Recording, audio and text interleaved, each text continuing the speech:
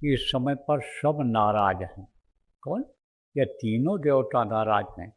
और यह भी आपको बता के जा रहा हूँ कि यह देवभूमि है और शिव जी का यह स्थान है।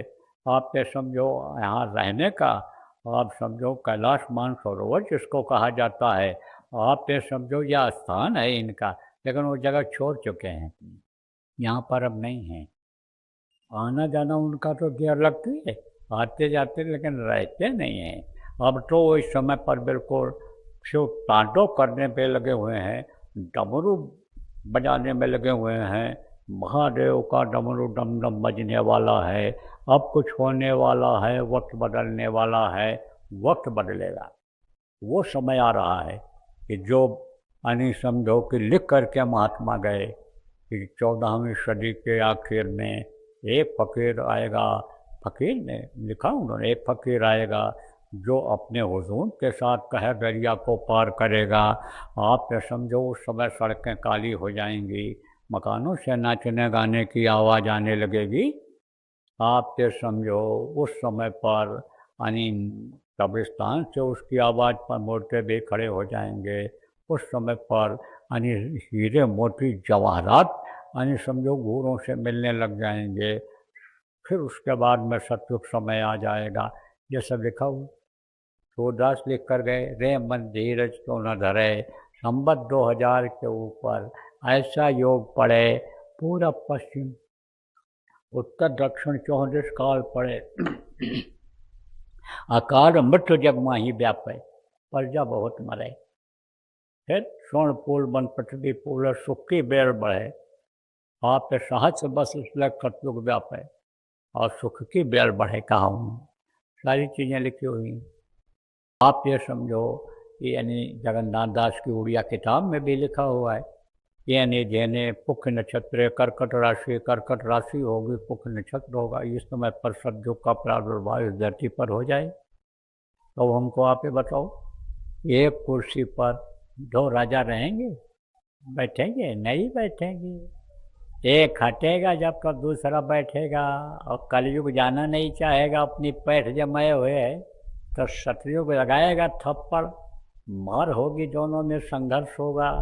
तभी तो कबीर साहब लिख कर गए, 2 पाटों के बीच में साबित बचा न कोई, चलती चक्की देख कर दिया कबीरा रोए।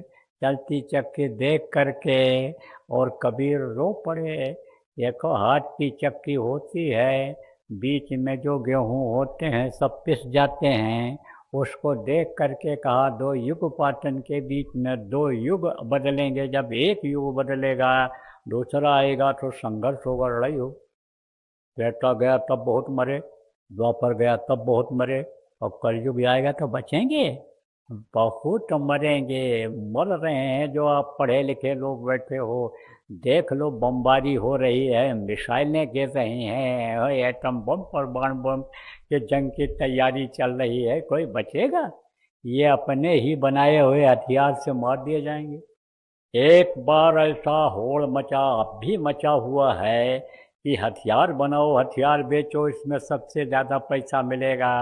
अब कोई हथियार खरीद लिया उनका पैसा वाला, और फिर उसी हथियार से उनके ऊपर जब वार करेगा, जो दोस्त था हमको हथियार दे दो, पैसा दिया, दे दिया उन्होंने, तो उन्हीं के बनाए हुए हथियार से मारेगा तो बचेंगे? नहीं बचेंगे। मैंने तो बहुत पहले भी प्रार्थना किया था, हथियार बनाना बंद कर दो, और सुलह समझौता से जो काम हो सकता है वो यानी समझो लड़ाई झगड़े से नहीं होगा।